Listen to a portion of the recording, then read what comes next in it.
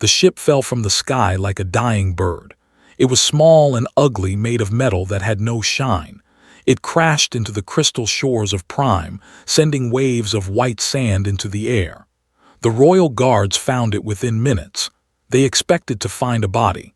Instead, they found a man. He was alive, barely. His skin was a strange color, not blue like but a warm brown. He had no glow in his eyes, no marks of any noble house. He was something the guards had only heard about in old stories. A human. They brought him to the palace, not as a guest but as a curiosity. Queen ordered him placed in the old repair hangar, far from the main halls. She had ruled the empire for 300 years. She had seen many strange things, but a human on her world was something new. Princess heard about the stranger before the sun set. She was young by standards, only 90 years old.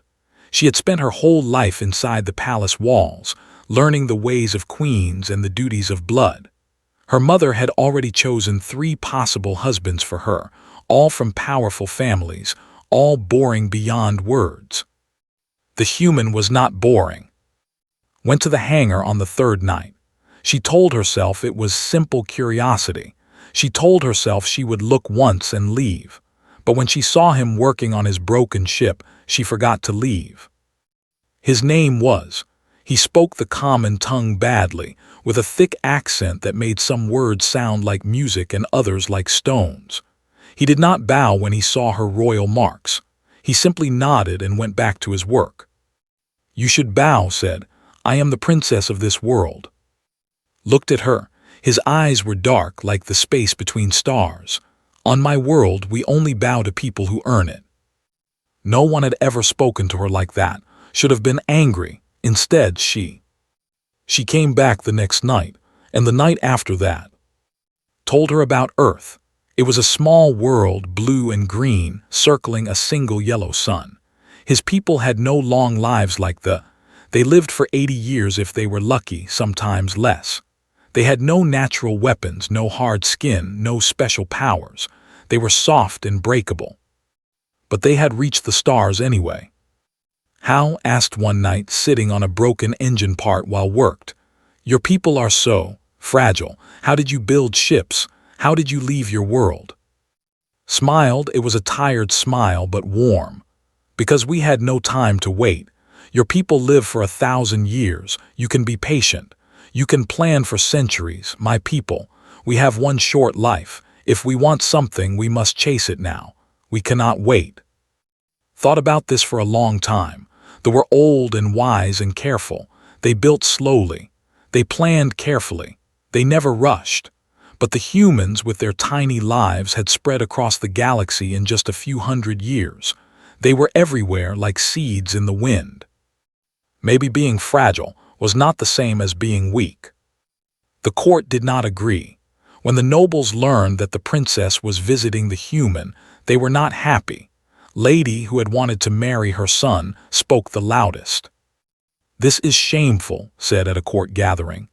"The princess wastes her time with a creature that will die before her first century ends. Humans are nothing. They are like insects, here today and gone tomorrow." Heard these words. She heard many words like them, but she kept visiting the hangar. Never asked her for anything. He never tried to use her status. He simply talked to her like she was a person, not a princess. He told her jokes that made no sense. He taught her human games with cards and dice. He listened when she complained about her duties. One night she asked him why he did not fear her. "Fear you?" Looked confused. "Why would I fear you? I could have you killed. I could have you thrown into space. My word is law on this world." Put down his tools. He looked at her with those dark eyes and felt something strange move in her chest. "I have lived 32 years, he said. "That is almost half my life, maybe more. I have crashed on a strange world. My ship is broken. I am alone. I have nothing left to lose." He smiled again, that warm and tired smile. When you have nothing to lose, you stop being afraid. You start being free. Did not understand. She had everything, a palace, a crown waiting for her, A future planned down to the smallest detail, but she had never felt free. She felt like a bird in a cage made of gold. Went back to his work, watched his hands move, quick and clever, fixing things that her own engineers had said were beyond repair. "Will you leave when your ship is fixed?" she asked. Was quiet for a long moment. "I do not know," he said finally. "I have nowhere special to go. Earth is far away, my family is gone, I am just a wanderer." "You could stay," said. The words came out before she could stop them. Looked at her. Something passed between them, something without a name. "Maybe I could," he said. Outside the hangar, the twin moons rose over the crystal shores. Somewhere in the palace, Queen was planning her daughter's future with lords and ladies of ancient blood. She did not know that her daughter's heart had already chosen a different path. A path that led to a human with dark eyes and a tired smile, who had fallen from the sky and refused to bow. The whispers spread through the palace like fire through dry grass. The princess and the human, the heir to the eternal throne and a creature who would be dust in 50 years. It was a scandal. It was madness. It was the only thing anyone could talk about. Lady made sure everyone knew her opinion.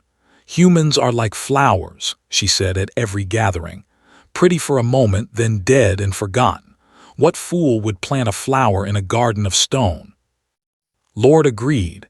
He was old, even by standards, with skin the color of deep ocean. "The princess is young. She does not understand what she is doing. By the time she reaches her true power, this human will be bones in the ground." Heard all of it, she did not care. Every night she went to the hangar. Every night was there, working on his ship or sitting in the doorway watching the stars. They talked for hours. He told her about human things, strange and wonderful things. He told her about food that burned the mouth but tasted good. He told her about music that made people cry and laugh at the same time.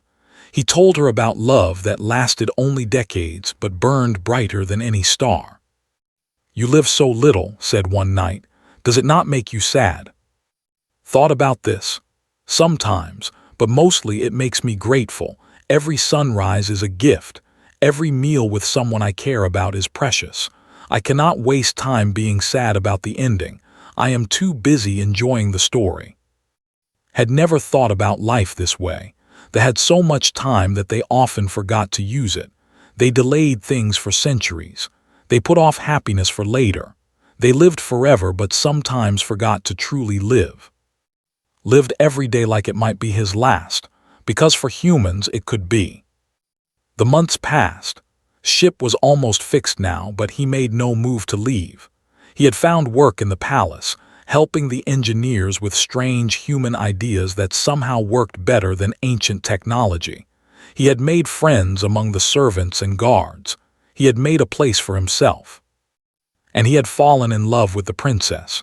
Everyone could see it except Queen, who refused to look. Then the attack came. The Obsidian Collective was a group of raiders from the dark edges of known space.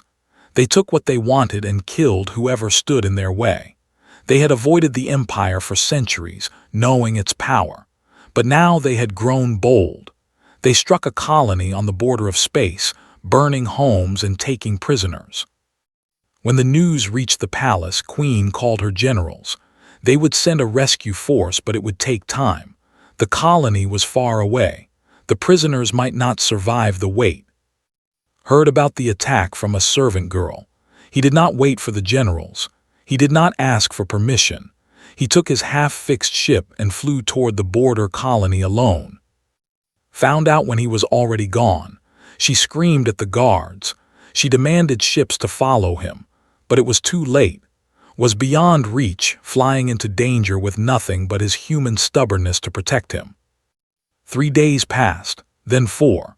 On the 5th day, a broken ship appeared in the sky over Prime.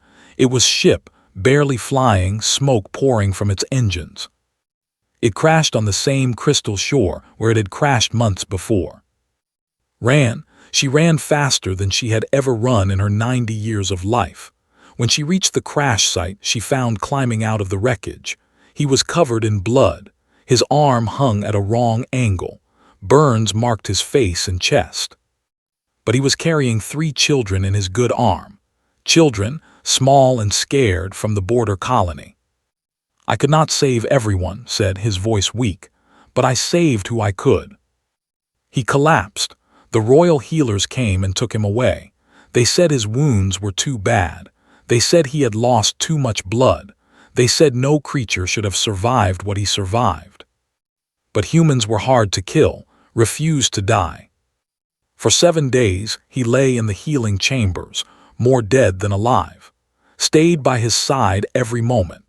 She held his hand and whispered to him, telling him about the 3 children he had saved, telling him about the colony that was now safe because his warning had reached the generals in time. On the 8th day, opened his eyes. "Did I make it count?" he asked, his voice barely a whisper. Was crying. She had never cried before, not in 90 years. "You stupid, brave, impossible human, you almost died." "Almost," said, and he smiled that tired smile she loved so much. "Almost is not the same as dead." Outside the healing chambers, the court was buzzing with a new kind of talk. The human had saved children. The human had risked his short life for people he did not even know. The human had done what no immortal noble had been willing to do. Maybe, some whispered, the princess was not so mad after all. But Queen still refused to see. She sat on her throne, ancient and proud, and pretended that her daughter's heart was not already gone. She pretended that the human was nothing. She was wrong, and soon the whole empire would know it. The Garden of Eternal Blooms was the most beautiful place on Prime. Flowers that never died grew in perfect rows, their colors shifting with the movement of the 3 suns. It was a place for queens and princesses, a place where important moments happened. Walked into the garden on a warm evening when the sky was painted in shades of purple and gold. His wounds had healed, though scars remained on his face and arms. He walked slowly, carrying something small in his hand. Was waiting for him near the fountain of crystal water. She had known he was coming. She had known for days that something was different about him, something nervous and excited hiding behind his dark eyes. Stopped in front of her. He did not speak for a long moment. He just looked at her as if trying to memorize every part of her face. "I have been thinking," he said finally, "about time, about how little I have and how much you have." Felt her heart go cold. She thought he was going to say goodbye. She thought he was going to leave. But got down on one knee. It was a human custom, she knew. He had told her about it once. "I cannot give you centuries," he said. "I cannot promise you forever. My forever is short, maybe 60 years if I am lucky, but I can promise you this." He opened his hand. Inside was a ring, simple and plain, made from a piece of his crashed ship. "I will make every single day of those 60 years worth living. I will love you more in one human lifetime than most creatures love in 1,000 years." Could not breathe, she could not think. "Will you marry me?" asked. "Will you let me spend my short forever with you?" She said yes. She did not even have to think about it. She said yes, and she pulled him to his feet and she kissed him while the eternal flowers bloomed around them. But happiness in palaces never lasts for long. Queen found out the next morning. A servant saw the ring on his finger and ran to tell the court. Within hours, the whole palace knew. Within hours, the queen was calling for her daughter. The throne room was cold despite the warm suns outside. Queen sat on her throne of ancient crystal, her face like carved ice. Her guards stood in rows along the walls. Her advisors watched from the shadows. Walked in alone. She wore her ring openly, refusing to hide it. "Is it true?" Queen asked. Her voice was quiet, but anger lived underneath it like fire under water. "Yes, mother asked me to marry him. I said yes." The queen closed her eyes for a moment. When she opened them, they were hard and cold. "You cannot marry a human. You are the heir to the throne. You will live for 1,000 years. He will be dead before your first century is done." I know, said. Then you know this is madness. You would throw away your destiny for a creature who cannot even outlive our shortest living flowers. He saved children. He risked his life for our people. He has shown more courage than any of your noble lords who sit in their palaces and wait for others to act. Queen stood up. She was tall and terrible in her anger. Courage fades, death does not. When he is gone, you will have nothing but memories and regret. Then I will have the best memories and no regrets, said. I would rather have 60 years of true love than 1,000 years of cold duty. The queen's face twisted. For a moment she looked like she might cry, but queens did not cry. Instead, she gave her order. Then you are no longer my heir. You are no longer a princess of the empire. If you marry this human, you will be exiled from space. You will lose your title, your lands, your place in history. You will be nothing. The words fell like stones into water. The advisors gasped. The guards looked away. No one had expected the queen to go so far. But did not flinch. She looked at her mother with sad eyes, but her voice was steady. Then I choose to be nothing with him, she said, rather than everything without him. She turned and walked out of the throne room. She did not look back. The news spread across the empire within days. The princess had chosen exile for a human. The heir had given up her throne for love. Some called her a fool. Some called her a romantic. But many, especially the young, called her a hero. Outside the palace, crowds began to gather, not to mock the princess, but to support her. They had heard the stories about. They had seen what he did at the border colony. They had watched him work in the repair yards, helping anyone who asked, never looking for rewards. The human had won their hearts, and now their princess was giving up everything for him. On the day was supposed to leave the palace forever, thousands of stood in the streets. They carried flowers and lights. They sang old songs about love and sacrifice. They chanted her name and name.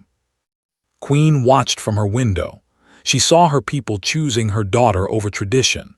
She saw her empire looking at a human with respect instead of disgust. And for the first time in 300 years, the queen was not sure she was right. But she was too proud to take back her words, too old to change her mind. At least that was what she told herself. The truth would take longer to find.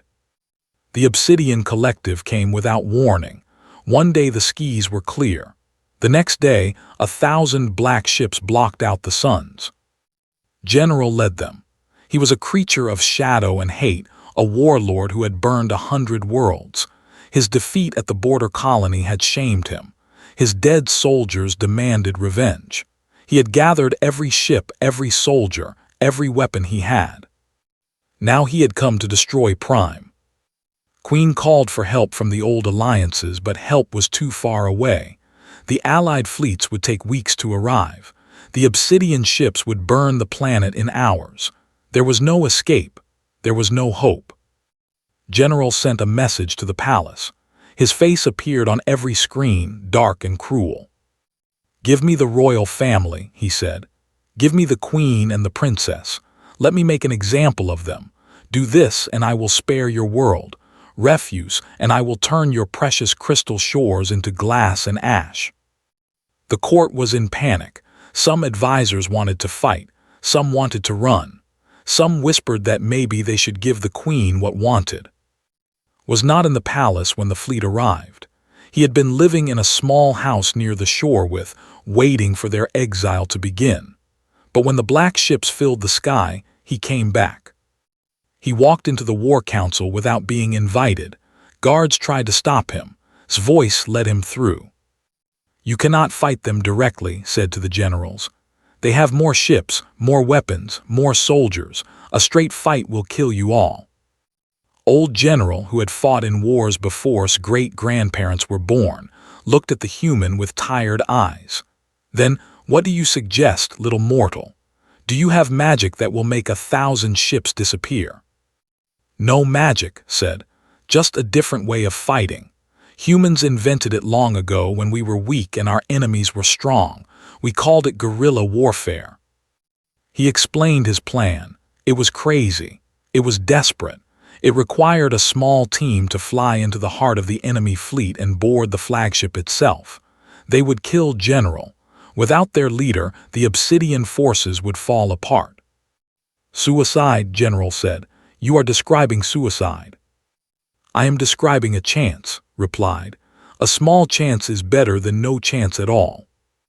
No one volunteered.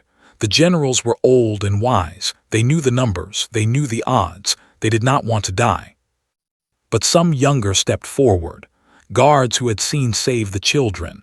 Engineers who had worked beside him. Soldiers who had heard his stories and admired his courage. One by one, 12 volunteers joined him. Grabbed his arm. "You cannot go, not again. You almost died last time." "And you almost lost me," said. He touched her face gently. "But I did not die, and I will not die today. I have too much to live for." "You promise?" Smiled. "I promise to try my best. That is all any human can do." The small ship left the planet under cover of chaos. The fleet was fighting a losing battle, just enough to distract the Obsidian forces. No one noticed one tiny vessel slipping through the gaps. They reached the flagship. They cut through the hull. They fought their way inside. What happened next became legend. 12 and 1 human against a ship full of enemies. They were strong and fast, but they were careful. They had long lives to protect. They fought with precision and caution. Fought like something else entirely. He moved through the ship like a storm. He did not think about tomorrow. He did not worry about next year. He had one goal, one purpose, and nothing in the universe could stop him. When 3 enemies cornered him, he killed them all. When a locked door blocked his path, he blasted through it. When his weapon ran out of power, he picked up an enemy blade and kept going. The who fought beside him had never seen anything like it. "He fights like he does not care if he dies," one of them whispered. "No," another replied. "He fights like he has something worth dying for." They reached the bridge. Half of the volunteers were wounded, 2 were dead, but stood at the front, blood on his face and fire in his eyes. General was waiting. He was huge, twice the size of any human, covered in black armor. He looked at the small creature before him and laughed. "This is what they send against me, a human, a tiny breakable thing. This tiny thing killed 50 of your soldiers getting here," said, "and now I am going to kill you." Swung his massive blade, moved. The fight was fast and brutal, was stronger, was quicker, had armor, had nothing to lose. In the end, the human found a gap. His blade slipped between the plates of black armor. It found heart. The general fell. His crew stared in shock. A human had killed their invincible leader. Stood over the body, barely able to stand himself. He was bleeding from a dozen wounds. His bones were broken. His vision was fading. But he found enough strength to speak into the ship's communication system. "Your general is dead. Leave space now, or I will find every one of you and do the same." It was a bluff. He could barely breathe. But the Obsidian fleet did not know that. They only knew that a single human had walked onto their flagship and killed their leader. What else might humans be capable of? The black ships turned and ran. The war was over. Collapsed on the bridge of the enemy flagship. This time, the darkness took him completely. 7 days slept. 7 days sat beside him, holding his hand, praying to God she had never believed in before. The healers said his body was broken in ways they had never seen. They said no creature should survive such wounds. But humans were strange. Humans were stubborn. Humans refused to follow the rules of the universe. On the 8th day, opened his eyes. "Stop looking at me like that," he said, his voice rough and weak. "I told you I would try my best." Laughed and cried at the same time. She held him carefully, afraid to hurt him, afraid to let him go. "You impossible man. You impossible, wonderful, stupid man." The wedding was held 1 month later, in the grand atrium of the royal palace. Had refused to leave the planet during her exile. She had stayed with while he healed. She had stayed when the people of Prime built statues in his honor. She had stayed when the story of the human who killed General spread across the 7 systems. Queen had not spoken to her daughter since the day of exile. She had not taken back her words. She had not blessed the marriage. But she came to the wedding. The grand atrium was filled with thousands of guests, nobles from every great house, generals who had watched the battle from their ships, common people who had waited in line for days to see the princess and her human, delegates from distant worlds who wanted to see this strange couple with their own eyes. Queen sat on her throne high above the crowd. She wore her finest robes. Her crown sat heavy on her head. Her face showed nothing.